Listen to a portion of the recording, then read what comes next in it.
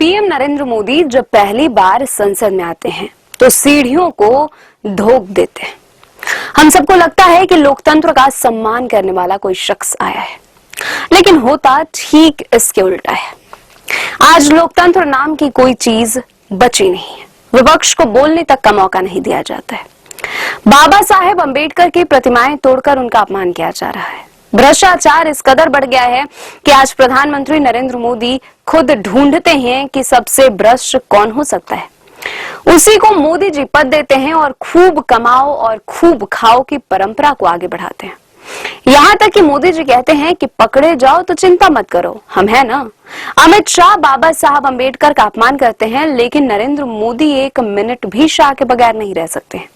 क्यों नहीं रह सकते, सब जानते हैं। मध्य प्रदेश के पूर्व मुख्यमंत्री और राज्यसभा सांसद दिग्विजय सिंह ने शुक्रवार को इंदौर में सरकार पर यह सीधा हमला बोला। वे इंदौर प्रेस क्लब में पत्रकारों से चर्चा कर रहे थे।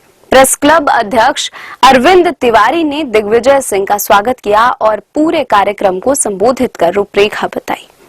पत्रकारों को संबोधित करते हुए पूर्व सीएम दिग्विजय सिंह ने कहा कि मोदी जी कहते हैं कि न खाऊंगा और न खिलाऊंगा, लेकिन इसके ठीक उलट खूब खा रहे हैं और खूब खिला रहे हैं। उन्होंने कहा कि मोदी जी ऐसे अधिकारी को ढूंढते हैं जो सबसे ज्यादा भ्रष्ट हो और उसे पद देते हैं। फिर मोदी जी कहते हैं कि चिंता मत करो, पकड़े जाओगे तो हम हैं। दिग्विजय सिंह ने अपने संबोधन की शुरुआत में कहा कि आज देश में विचारधारा की लड़ाई है। यूरोप में जो हिटलर ने यहूदियों के साथ किया था, वही इस देश में हो रहा है। एक तरफ सर्वधर्म के सम्मान की बात वाली विचारधारा है, तो वहीं दूसरी तरफ आरएसएस और इसी के जैसे दूसरे कट्टरपंथी संगठन नफरत की विचारधारा पर फैला रहे हैं।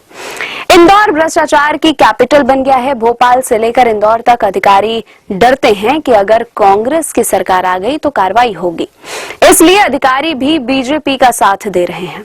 दिग्विजय सिंह ने निमाड़ क्षेत्र में हो रही कपास की खेती को लेकर भी सवाल उठाए।